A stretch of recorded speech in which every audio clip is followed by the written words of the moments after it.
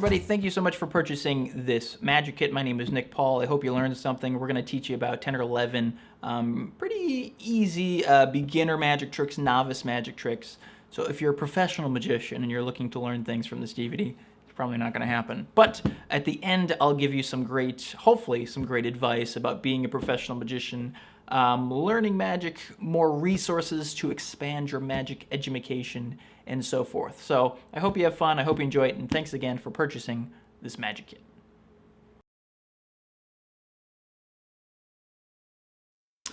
So I have a spoon here, and I'm going to try, if I can, to suspend it in midair, which is kind of cool. If you just give it a little bit of pressure, like so, and it'll actually kind of just hold right there in midair.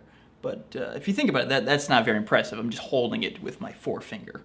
But it gets a little bit more interesting if I just kind of give it a little bit of heat, a little bit of pressure, and I let go. And then it still stays right there, which is kind of cool. And if I want to, I can just take it back and give it to the person to examine. Ooh, ah. This is the spoon suspension, which is quite hard to say. All you're going to do is, the secret component to this is a watch and a knife, a knife there. Make sure you have a duller knife, don't have a sharp knife, because then you'll stab yourself, and then you'll sue me, and I don't want to get sued. So all you do is you take the spoon and you place it behind the knife like that, and then you're going to cover that up with your forefinger. So you say, I'm going to give it some pressure. If you can see it right there, sit, stay, there we go. I'm going to give it some pressure, give it some pressure. It makes it more interesting if I let go, and then it stays floating in there. And then you can just kind of pull it straight up like this, like that. And you can hand for them to examine, show there's no strings or anything like that. And don't awkwardly hold your hand like I am right now, but you can just kind of keep it rested like that. Or if you go down to the side, you can just kind of slip it right out like there. And it just goes right behind your wristwatch like so. And that is the spoon suspension. Ooh.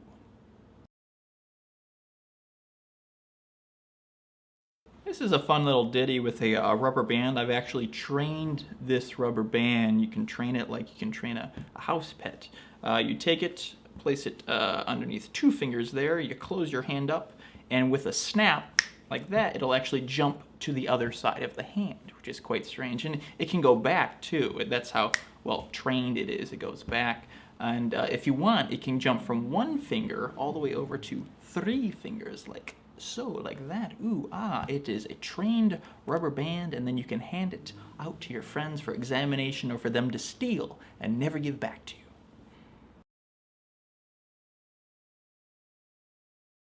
So this is the jumping rubber band, old trick. This is probably the second trick I ever learned as a young magician, and believe it or not, it still fools people. When you learn it, it's very simple, but I had a magician friend of mine who, you know, just kind of did it as a throwaway in his show recently. He's like, everybody knows how this is done, and probably a 100-seat audience, I would say 80% of them have never seen this before. All you're doing, you're taking it, placing it on 2 fingers here, and as you close your top 4 fingers, you wrap it around the forward there. You can see it goes like that. And just naturally, via the magic of science, you open it up, and it jumps over to the other 2 fingers there. I'll do that one more time. You open it, you kind of pull it out there, close your 4 fingers, and then you open it up, and it jumps back. Ooh, ah, and it still works with the, you can do either finger there. Close on the 1 there, and it jumps over to the 3, like so, which is kind of neat. And yeah, regular rubber band, and give it out to people, and hurt yourself. It's fun.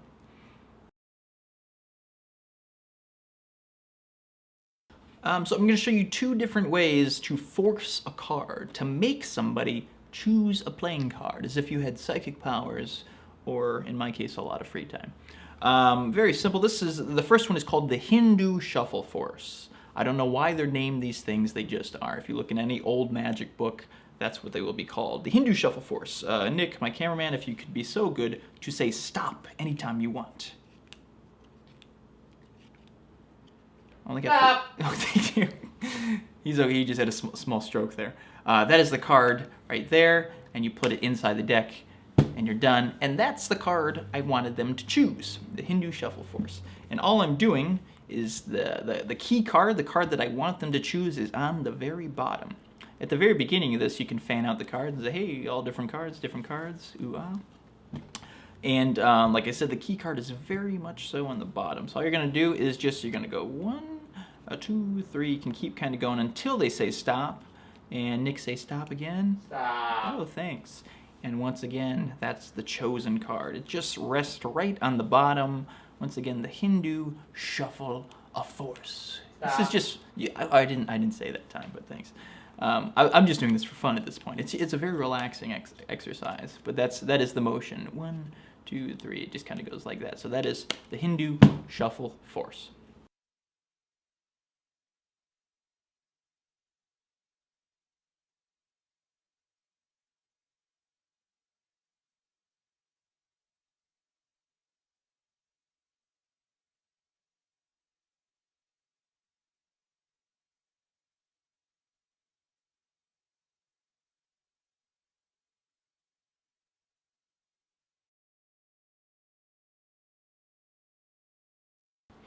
So this is the glide force, or the riffle force. It's called a couple different things. I use this one all the time. It's one of my favorite ways to force a playing card. Nick, the lovely cameraman, could you just say stop? Stop. Right there. Thank you. That was quicker than last time. And you stopped, and I wanted you to choose the 2 of hearts, and lo and behold, look at that. It's the 2 of hearts. Interesting. The glide force is very simple. All you're going to do, you're literally just gliding a card like that off the top. So when they say stop, it doesn't matter where, they just go glide, and that's where it goes. The way I do it is a little bit different. This is kind of a way I came up with to cover up that glide so people don't see it. You don't have to do it. If you're at this angle, no one's going to see you glide the card. I did it right there, and you couldn't see it. But if you want to cover it up, or if you're surrounded by people, this is a great way to do it. You're just going to go like this. They say stop, perfect. You put the cards together, and in doing so, you say, hey, you stopped at this card, I can see that card. So why don't you grab that one right there? And that's the 2 of hearts as well. So as you come together, one more time, they say stop, bring it together like so, glide. I can see that card, grab that card, 2 of hearts. And we'll use these in a couple tricks, one trick later on in the video.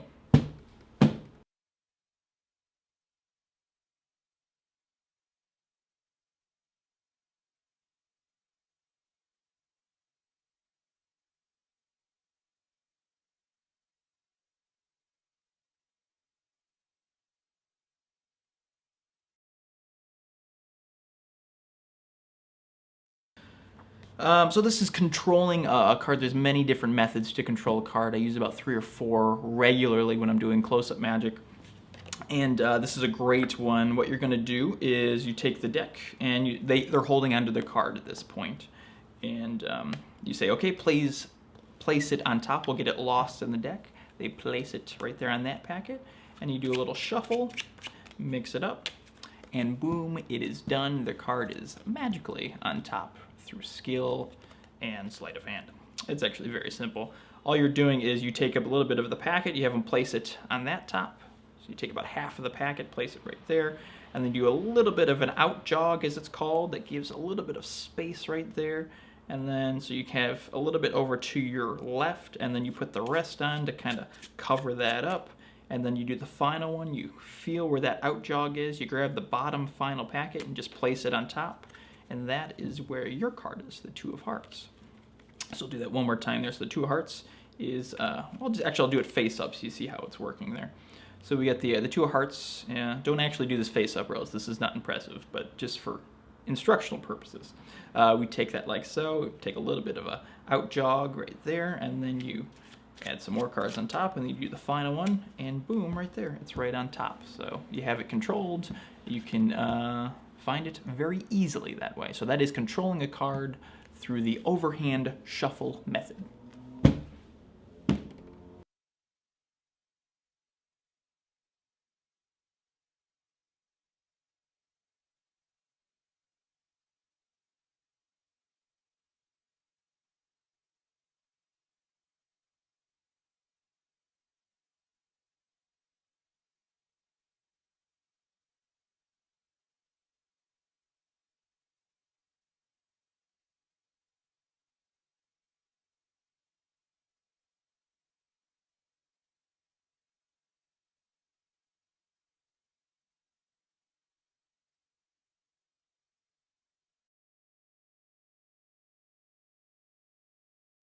Okay, so we're gonna do an interesting trick here with one of my favorite books, The Perks of Being a Wallflower.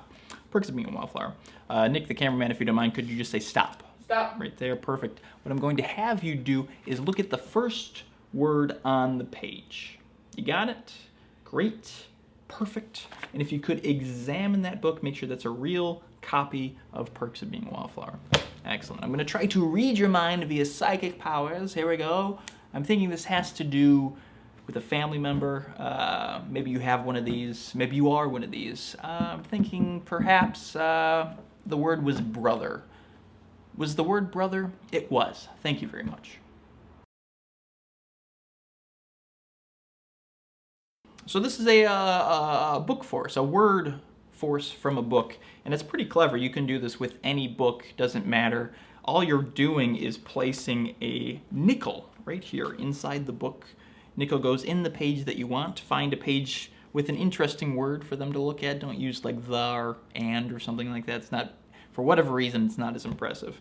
But so that stays right there, and you just have them riffle. You riffle, and then you have them say stop, I should say. They say stop. You stop right at the spot where the nickel is because you can feel it. You can see it kind of protruding out there just a little bit there, so be careful not to show that. They say stop. You stop pretty easily where the nickel is, and to get that out of there so they don't see it, you just kind of use the magic of gravity, and it drops right into your hand. I'll do that one more time.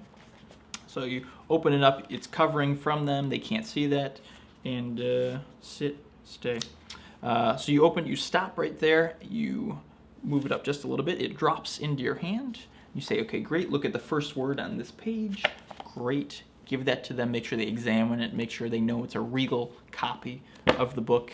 And then you can read their mind, you can always read your mind, but you can read their mind, and you can play around with it. The word was brother, so it's like, you know, someone related to you, somebody not related to you, or you can pre-write it down. That's sometimes more impressive if it's sitting there in full view the whole time. So that's a fun way to predict a word out of a book and fake read somebody's mind.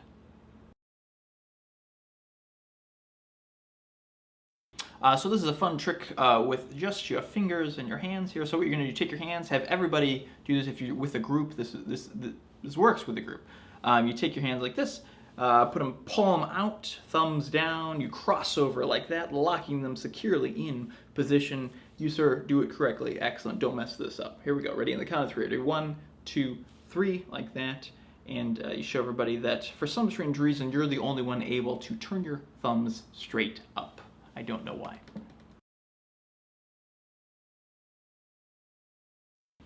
So this is the hand scam, and David Copperfield opened his show with this for years. Many magicians use this. They're probably getting mad at me that I'm teaching how it's done, but you know, it's a very simple trick, and I thought it'd be fun to do. This only really works with a big crowd of people, so everybody can see that it didn't work with them. You're the only one that this works for.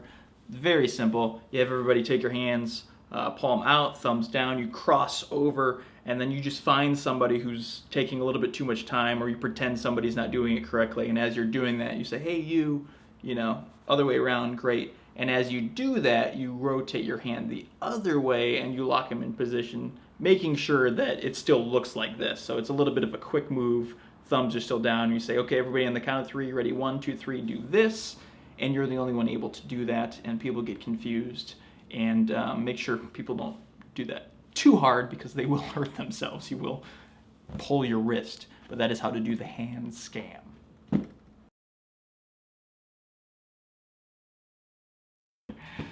This is the arm twister. This is lots of fun. You have somebody take their arm, their hand, and their arm. Hopefully they're connected. If not, this will be a little bit tough. You have them take their arm, place it on the table, say, okay, I'm going to do the same exact thing. We're just going to, you know, stretch it out just a little bit. Just to give it a nice little stretch-a-rooney. Stretch there. Just keep on spinning. Spin, spin, spin. Perfect. And we'll, you know, just for fun, let's keep on going. Keep on going, great, and we'll go for the full 360. That feels wonderful. We're exfoliated. This is great. Ugh, right there. Oh, and for some reason they can't do that. I don't know why, but that's the arm twister. So this is the arm twister, and for this, all you really need is just a long sleeve jacket or shirt or something like that. So when they place, I'll show you there. So when they place their arm like this, you show them, you instruct them to place their arm like this. You say, perfect, awesome, I'm going to do the same exact thing. But instead of putting your arm like this, you rotate it and you put it backwards like this. So if you do it with a long sleeve, probably helps if your sleeve's even a little bit longer than this one. It looks like you're doing pretty close to the same exact thing. So one more time I'll do that. So instead of putting your arm like this, you're going to take it and rotate it backwards and place it on like that. And that way you're able to spin it all the way around 360 degrees. And for some reason, they'll only be able to go like that. If they place their arm regularly like this, that's as far as they'll be able to go. So that is the arm twister.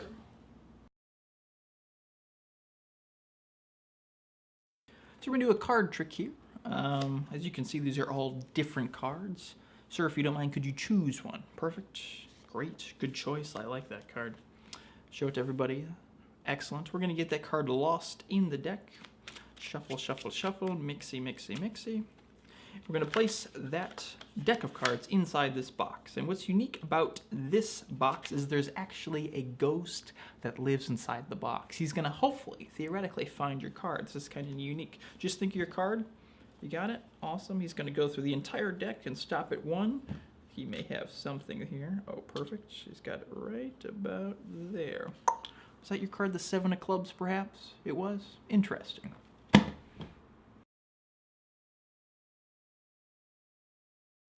So this is a fun trick, the rising card. I'm sorry, there are no ghosts involved, but it just involves a regular deck of cards and a box with a slit in the back cut out like so. You just take a knife or some scissors, and you make a little rectangle there, and I'll show you. We talked about controlling a card earlier on in the video. If you didn't learn how to do that, go back and learn how to do that. You have them place their card right on top. We'll say that their card this time is the Ace of Hearts. Doesn't matter what card it is.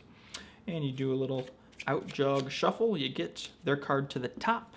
And it's very important that you don't do what I'm doing right now, leaving the box face up. You want that face down. That's important.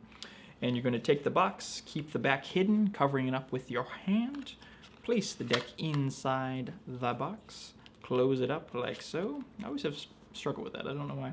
And then you're going to hold on to it. There's a couple different, you can do it this way. I always find you get stuck this way, so that's why I hold it this way. And you're just going to push it up with your thumb. So it's pushing up the card. And be careful not to press too hard. This sometimes will happen. If you press too hard, too many cards will pop up, and it's a lot less impressive if 5 cards pop up instead of 1. So you close the top like so, and you say the ghost is going to find your card. You push, push, push. He's coming very slowly out, and then you can grab it like that, and there's your card, the Ace of Hearts, a rising card for you. Okay, we're gonna do a card trick here, but I need to borrow somebody's cell phone. Your cell phone? Perfect, right here. This nondescript cell phone with no logo on it whatsoever, so we don't get sued. How kind of you. All different cards here, mixed up. All you have to do, Nick the cameraman, could you say stop for me? Stop. Perfect. That's going to be your card that you stopped at. Memorize it. Don't forget it. If you forget it, this is a stupid trick. As you can see, these are all different cards, different. You could have chosen any one of those. That's the one that you stopped at. Watch very carefully. We're going to take this whole deck and just kind of spring it right towards your phone, right about there. Now, the interesting thing is it's not on the phone. It's kind of cool because it's actually theoretically inside the phone. Check that out. There's a folded card right about there. I don't know if you can see that. I'm going to take that out of there, and you selected a card from the deck, and I think it was the Two of Hearts right there. Interesting. The Two of Hearts. Great job.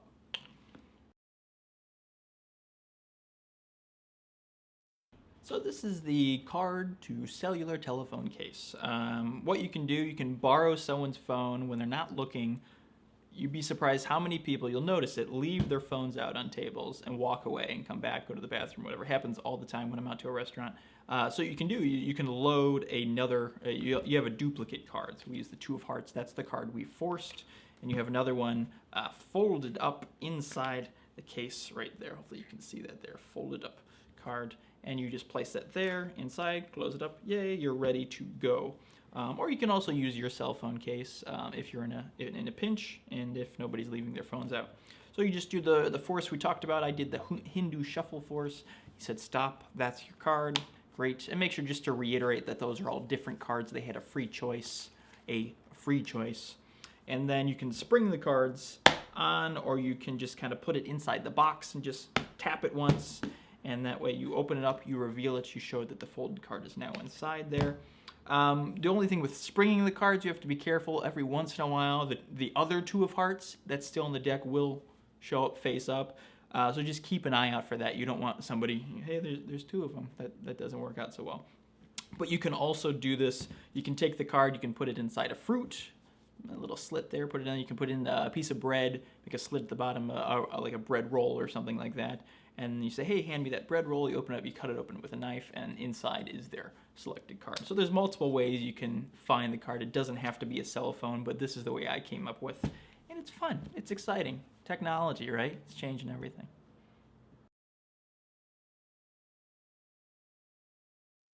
So I'm going to try to make this coin disappear and go through the table. So I'm going to place the salt shaker above it to make it a little bit more challenging.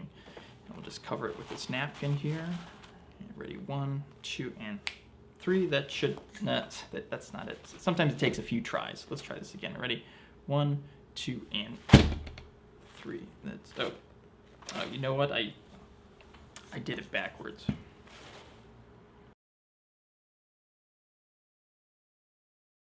So this is the salt shaker vanish. You can do this at any restaurant. This is a classic of restaurant magic. You say you're going to make a coin disappear, go through the table. You can take any salt shaker. It doesn't matter. If it's a glass one, be careful, because it could, if it falls the wrong way, it could shatter. So just be careful and try to make sure it's not too open at the top too, so salt isn't going anywhere. Because if you spill the salt, it's bad luck. It's according to Dumb and Dumber. What you're going to do is cover it with a napkin. Make sure to retain its shape, so make sure it's quite tight on top there. You've retained the shape of the salt shaker, lift it up there, and as you say, oh, it didn't work, you bring your hand down a little bit and you let go, and the salt shaker drops right onto your lap. So I'll show you like so. Doesn't work. Oh, darn it. You don't even have to bring it down like this. You can just kind of bring it right about there. It drops on your lap. Say, okay, I'll try this again. Make sure the shape is retained, and you push down. And to leave the shape like that, just leave your hands quite loose. You're not, you're not squeezing like this, but it's quite loose there. And then you push it like that, goes through, and it pops out underneath the table. You don't have to make it reappear. You can just leave it there and put it back slowly. It's up to you. So it's your call. If you want to make it disappear or reappear, that's fine. So that is the disappearing salt shaker. So this is a couple different ways to vanish a coin, that classic old make the coin disappear and reappear behind your ear, but most people do it quite poorly. So this is a way to do it where it actually looks kind of cool. You take it like so, you say, I'm going to grab this coin, blow on it, and then it vanishes like so, and appears right there behind your ear. Ooh, ah, ooh, ah. And that method is called the French drop. It's in a lot of old magic books. It's one of the first methods I learned to make a coin disappear. And how you do it is quite, it's actually a little bit challenging. It takes a little bit of practice. It looks easy, but it does take some practice to make it look naturally. What you're trying to do is make it look like you're grabbing the coin, but you're not. You're actually dropping it French-wise. I don't know why it's French. Maybe the way it drops is, oui, oui, something like that.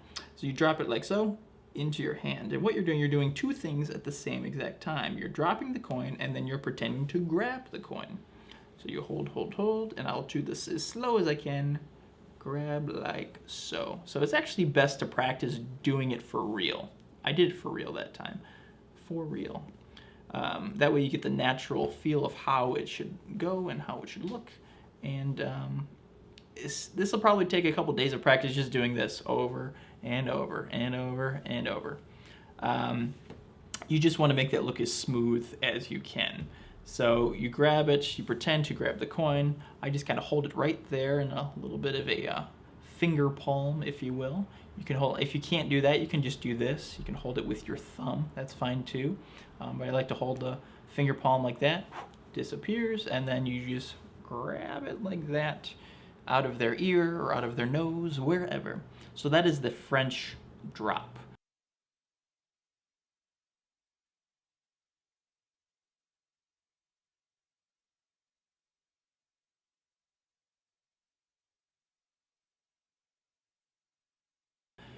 This is called a false transfer. I use this one every once in a while. You can take the coin, place it in your hand, disappears like that, and then it comes out of your nose. Ooh, ah.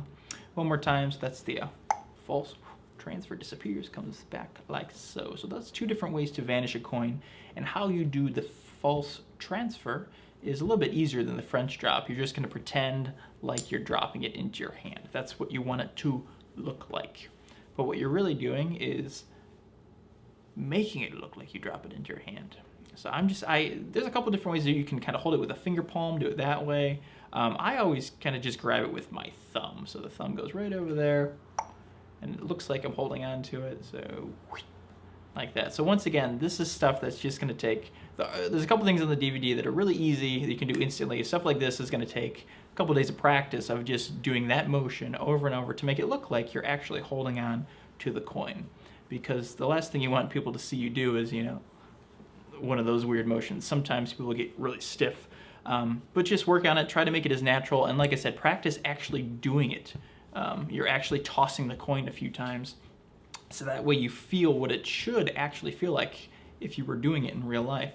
But the sleight of hand is that you transfer it falsely, hence the name false transfer. So those are two ways to vanish a coin.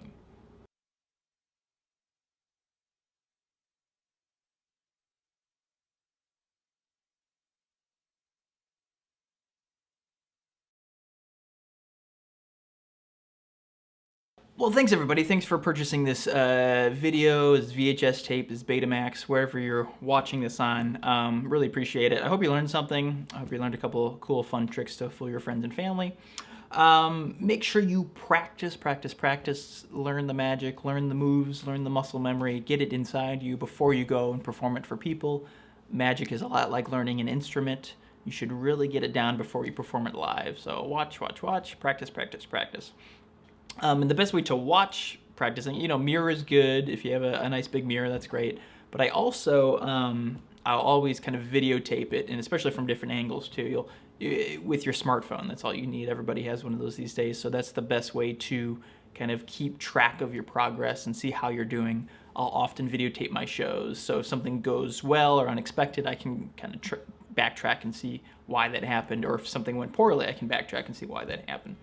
Make sure to see as much magic live as you can. That's very important. Magic is a live medium, and there's a lot of great magic on TV, but it's important to see it live because that's the best way to learn. You see it in real time. You learn how to see a show from beginning to end. So if you see a local live magician in your area, definitely check that out. And also find your local magic shop. That's very important. Not a lot of magic shops exist anymore, unfortunately. The kind of brick and mortar place is certainly a thing of the past, but they still do exist. So if you are lucky to have one within your area, definitely seek them out. And also go to your local library, find the magic. There's always some sort of variety or magic section in there that's a great free resource. Learning magic on YouTube is not terrible. It's good to watch old specials that way. I think a bunch of Copperfield's old stuff is on there, David Blaine's old stuff, stuff from like 30s, 40s. Since the beginning of film, there's, you know, stuff up there on YouTube. So definitely go back and watch as much old and new magic as you can. But be careful of learning magic on TV, because learning it from a 12-year-old is kind of dangerous, because you could learn it incorrectly, or they could say, oh, you just do this, when really you don't want to do that. That can expose the trick. So certainly always go to the professionals when learning new magic. A couple of great book resources for you. My first magic book was Mark Wilson's Cyclopedia of Magic. Great resource for young magicians. The next ones I would suggest is Tarbell's Complete Course in Magic. That's great. Many books that, you know, just go into great detail about all different types of magic. And a more recent one that came out, if you have an iPad or any type of e-reader, is Joshua Jay's Magic. You can download it right on there, and it's a wonderful resource. Very good stuff. And most importantly, make magic fun for your audience. You know, you want people walking away feeling happy, feeling excited. You don't want to make people feel dumb, because that's not the point of magic. A lot of people see it as a way to trick people, and it shouldn't be that way. Magic trick, a good magic trick should be like a good movie. You should walk away, feel excited, and feel surprised, and like you've gained something from it. So other than that, that's enough yapping for me. I hope you learned something, and thanks again. Have a wonderful day, and a happy tomorrow.